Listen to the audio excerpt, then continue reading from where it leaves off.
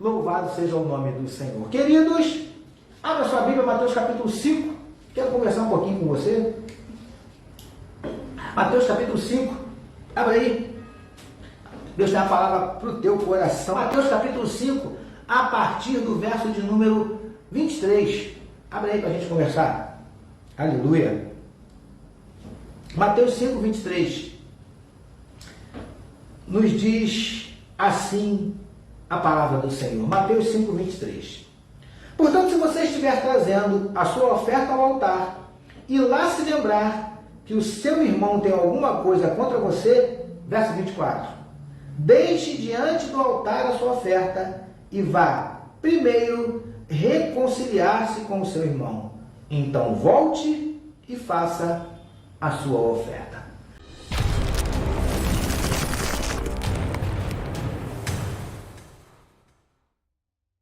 Amém, queridos e queridas, queridas, amados, amadas, nós temos falado aqui um pouquinho sobre discipulando discípulos. É o tema que a gente tem utilizado nessa série de mensagens que a gente tem conversado com os irmãos aqui.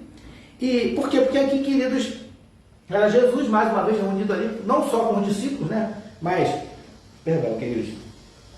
com outras pessoas, né? Que estavam ali ao redor, mas os discípulos estavam sempre mais perto, e algumas vezes ele falava de uma forma mais genérica e outras vezes ele falava de uma forma mais específica, mais particular, com os da casa, vamos dizer assim, né? Os seus discípulos propriamente dito. Então, aqui Jesus estava de fato ensinando ali no Monte das Oliveiras, né? Uma infinidade de coisas, como eu já falei aqui inúmeras vezes, o maior sermão que a humanidade já ouviu, que é o chamado Sermão do Monte, ou Sermão das Bem-aventuranças, Sermão da Montanha, enfim, queridos.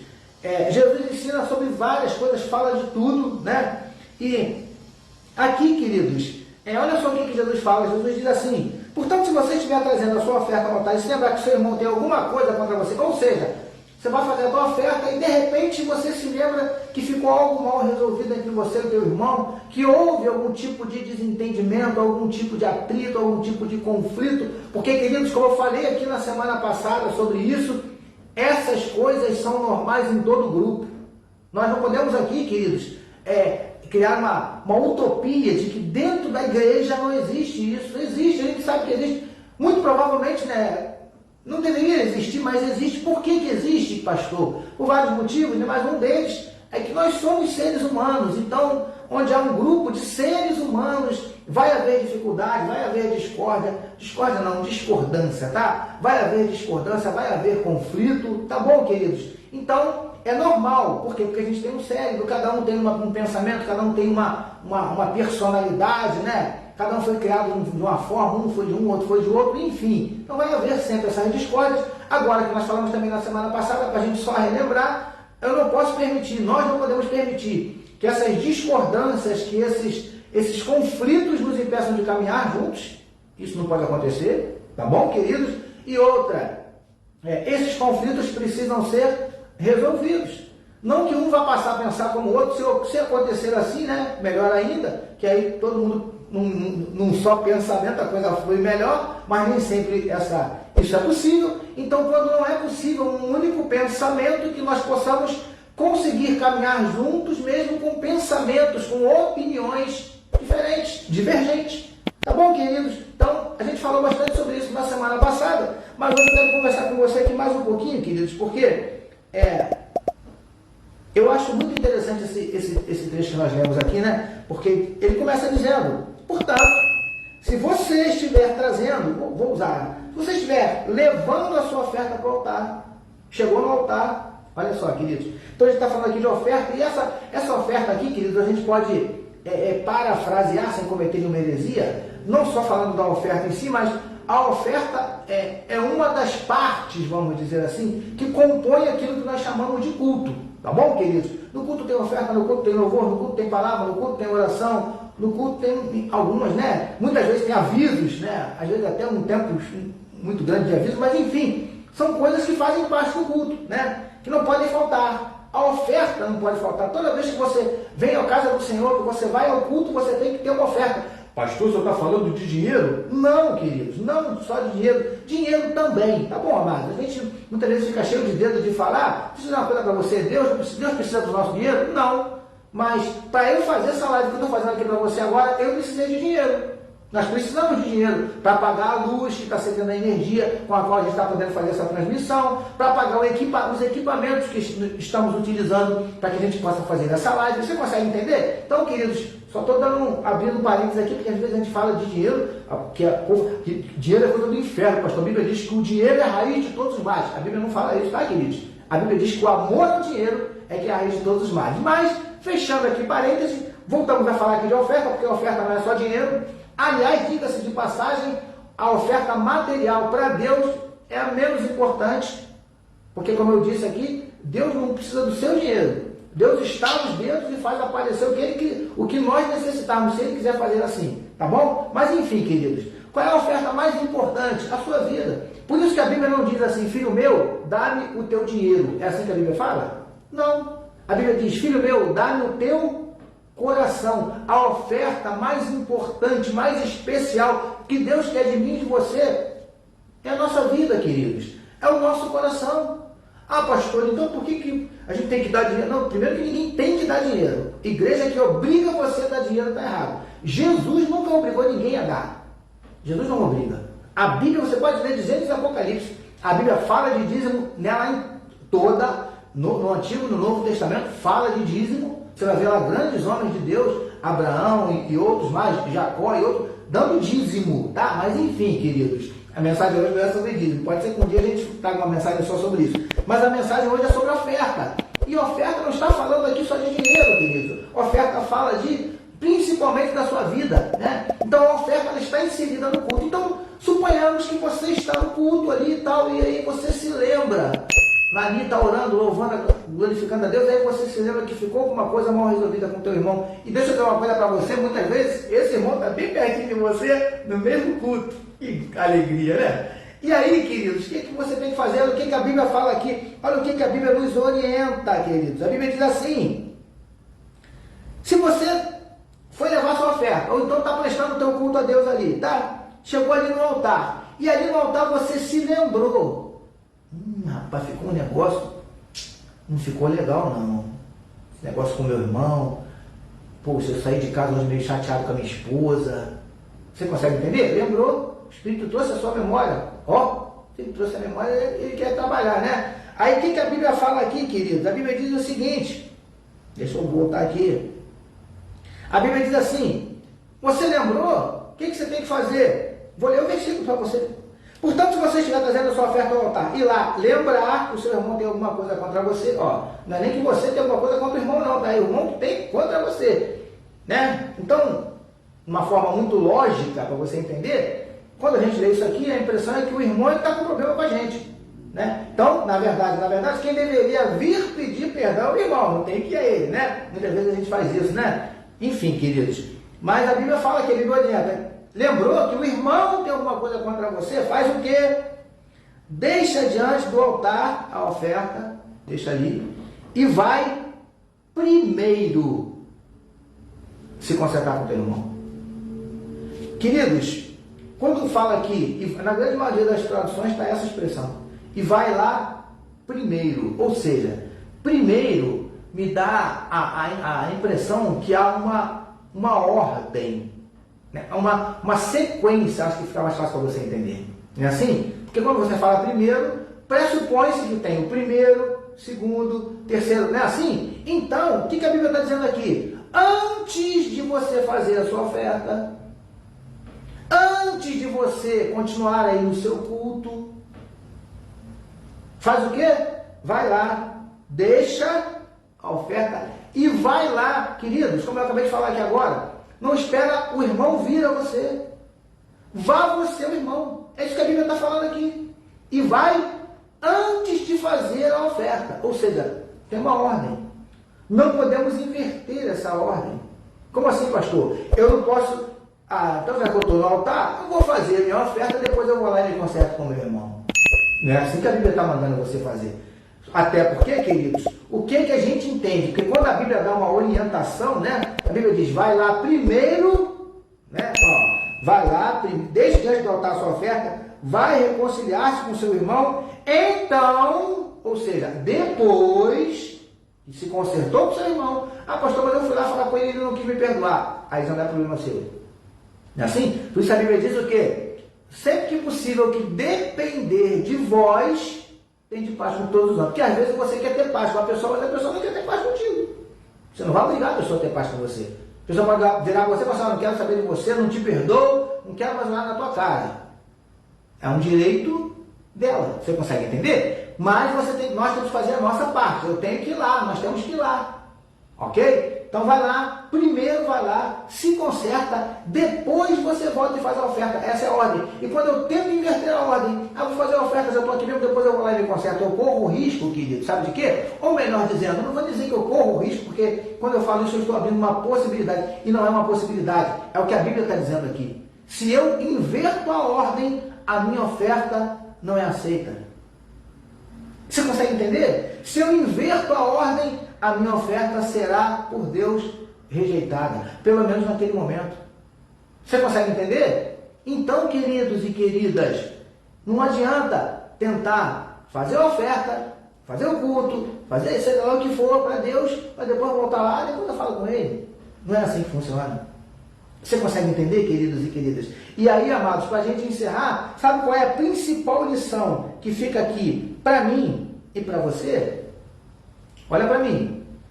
Deus fala assim, olha só, Jesus fala, ensinando para os discípulos, se você vai fazer a tua oferta, ou seja, se você vai, que a oferta é uma forma de nós, como é que eu vou dizer para os irmãos? Demonstrarmos, tá? É a palavra que eu estou lembrando no momento.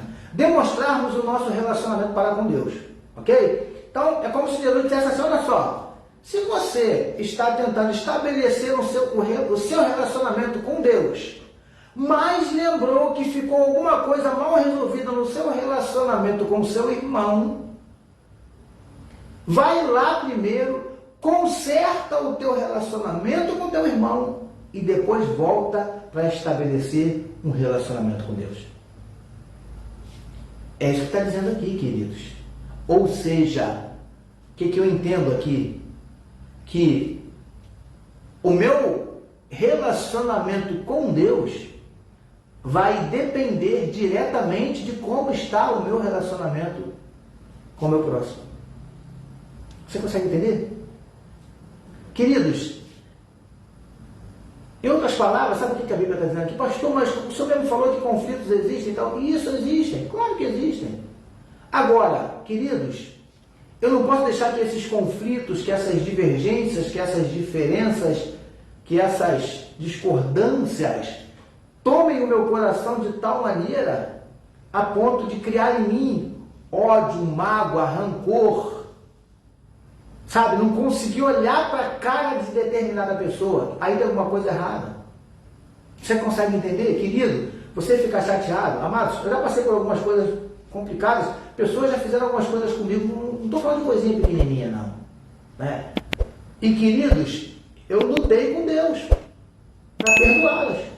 E graças a Deus, Deus me deu vitória. Sabe por quê? Porque eu entendo que tudo começa à medida que você demonstra para Deus que você quer perdoar. Porque também não é uma coisa automática, não. Tá, vou perdoar, perdoei. Não é assim que funciona, não. A gente luta, queridos, até porque a nossa tendência é não perdoar. A nossa tendência é não querer mais olhar na cara do abençoado ou da abençoada. Essa é a nossa tendência, a nossa natureza. Ok? Natureza carnal, nossa natureza antes de Jesus. Aleluia. Agora, quando Jesus entra no nosso coração, o negócio muda. Dá raiva, pastor? Dá.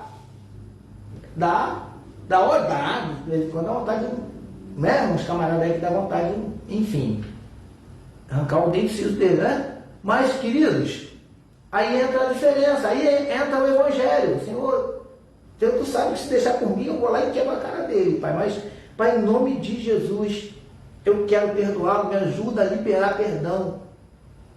É assim que funciona, queridos. Você consegue entender? É assim que funciona. É isso que eu aprendo aqui com Jesus. O meu relacionamento com Deus está diretamente ligado a como está o meu relacionamento com o meu próximo, com aqueles que estão ali à minha volta, queridos. Porque eu tenho dificuldade de entender um camarada que se relaciona bem com Deus, mas não se relaciona bem com ninguém que está à sua volta. Tem alguma coisa errada. Também não estou dizendo que você tem que ser o queridinho de todo mundo, porque por mais que você... Queridos, não existiu pessoa mais sensacional do que Jesus. E Jesus tinha um grupinho que não gostava dele. Então, querido, não vai ser eu, não vai ser você que vamos ser unanimidade. Não espera isso, que não vai acontecer. Vai ter sempre aquele que não vai te engolir, né? Você consegue entender? Agora, queridos, no que depender de mim, eu devo me esforçar. Devo me esforçar. Você consegue entender? Até porque, como é que eu vou atrair as pessoas a mim para falar de Jesus se eu sou um camarada grosso, ignorante, antipático, antissocial? Que vamos combinar, tem uns irmãozinhos aí que só o sangue de Jesus, né, querido? Tem uma galerinha aí que acha que santidade é cara feia, santidade é não falar com ninguém, santidade é sinônimo de antipatia. Eu não sei onde é que eles leram isso. Jesus era sorridente, uma vez eu falei isso no seminário, não há problema. Onde é que você falou isso, irmão? Eu nunca disse que Jesus andava rindo. Deixa eu fazer uma perguntinha. Atrás de Jesus, dentro a multidão, a Bíblia diz que um montão de criança andava atrás de Jesus. Você já viu criança andar atrás de camarada de cara feia? Sisudo? Carrancudo? Pelo contrário, gente assim, criança tem até medo. E a Bíblia diz que as crianças andavam atrás de Jesus, porque Jesus tinha um semblante agradável. Jesus era alegre, Jesus transmitia alegria. Quando tinha que falar sério, ele falava, como a gente conhece inúmeras passagens, quando tinha que ser duro, até com os discípulos. Aliás, principalmente com os discípulos. Ele era duro, ele era direto. Você consegue entender? Amém, queridos? É isso que eu aprendo aqui. Deixa eu te fazer uma perguntinha para a gente encerrar. Já era para ter encerrado, né? Como é que está o teu relacionamento com as pessoas que estão à tua volta? Como é que está? Ah, pastor, me diz que o mundo tem que nos odiar. Meu amado, lê com calma o negócio, tá? Vai lá, lê direitinho. Você vai ver que não tem nada a ver uma coisa com a outra. Crente que é odiado por todos que estão à volta dele, tem alguma coisa errada aí, querido. Você consegue entender? Um camarada crente de Jesus, antigamente não conhecia Jesus, estava sempre cheio de gente em volta e tal, brincalhão, falava todo mundo. O cara cita Jesus e ó, se fecha numa ostra, igual a ostra, querido. Sabe? Eu conheci um camarada assim, amados, que entregou a vida para Jesus, né? Nem sei se entregou, enfim. E ele era casado, tinha 3 filhas, estava sempre ali junto, né, com eles e tal. Se converteu, querido, se isolou da família, vivia trancado no quarto, segundo ele, buscando, orando, lendo a Bíblia e tal. E aí o que aconteceu? Criou-se entre ele, a esposa e as filhas um abismo. Que agora se reduziu um pouquinho, mas ainda continua. Você consegue entender? Então, meu amado, minha querida, como é que está teu relacionamento com os que estão à tua volta? Porque isso também vai, de uma certa forma, digamos assim, expressar como é que está o teu relacionamento com Deus. Amém, queridos e queridas? Lembrou que tem alguma coisa errada com aquele irmãozinho, com aquela irmãzinha? Vai lá se consertar. Como eu já disse, se eles não quiserem se consertar com você, o problema já não é seu. Amém, queridos e queridas? Aí você pode voltar com alegria. Se a pessoa aceitou ou não o seu perdão, não é problema seu, você pode voltar com alegria e fazer a sua oferta. Aleluia! E restabelecer o seu relacionamento com Deus. Amém, queridos e queridas? Louvado seja o nome do Senhor. Eu preciso encerrar. Amém? Lembrando que vamos continuar ainda, temos algumas coisas para falar ainda nessa série Discipulando Discípulos. Tá bom, queridos e queridas? Vamos terminar, mas eu quero orar por você, pela sua casa, pela sua família. Eu quero te entregar agora a cada família que está representada aqui na nossa live. Meu Deus, abençoa teus filhos, abençoa tuas filhas. Vai repreendendo, Senhor Deus, todo espírito que tem tentado se apossar das nossas famílias, dos nossos lares. Vai repreendendo toda a violência, seja ela doméstica, seja ela psicológica, seja ela patrimonial, sexual, enfim, Pai amado, vai repreendendo em nome de Jesus. Vai repreendendo o adultério, Paizinho querido. Vai repreendendo também todo vício, Pai amado, em álcool, em drogas, em jogo, em pornografia. Meu Deus, em nome de Jesus, que haja nos lares dos teus filhos alegria, que haja comunhão, que haja prazer de estarem juntos ali, meu Deus. Em nome de Jesus nós te pedimos, Paizinho querido.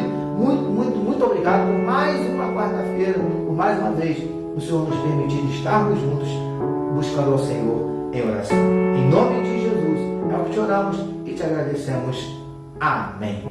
Amém, queridos e queridas, graças a Deus. Permitindo nosso Deus, semana que vem nós voltaremos. Faz assim com a sua mão Que o amor de Deus, o nosso Pai, a graça salvadora do Filho e as doces e incomparáveis consolações do Espírito Santo de Deus seja com todo o povo de Deus sobre a face da terra, desde agora e para todo sempre, todo o povo de Deus receba e diga amém. Amém, queridos e queridas.